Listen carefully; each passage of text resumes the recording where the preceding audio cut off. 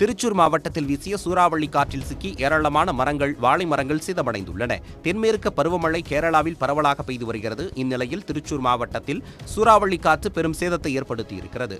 வயல்வெளியில் தேங்கியிருந்த மழைநீரை சுழற்றி அடித்தபடி சென்ற சூறாவளி காற்று அங்கிருந்த 300க்கும் மேற்பட்ட வாழை மரங்கள் மற்றும் மரங்களை வேரோடு சாய்த்து சேதப்படுத்தியுள்ளது.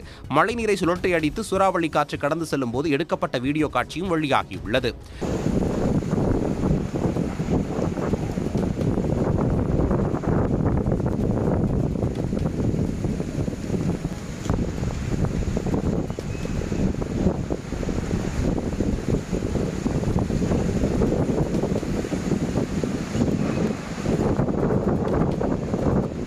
காற்றின் வேகத்தில் சில வீடுகளும், மரம் விழுந்ததில் கார் உள்ளிட்ட வாகனங்களும் சேதமடைந்துள்ளன.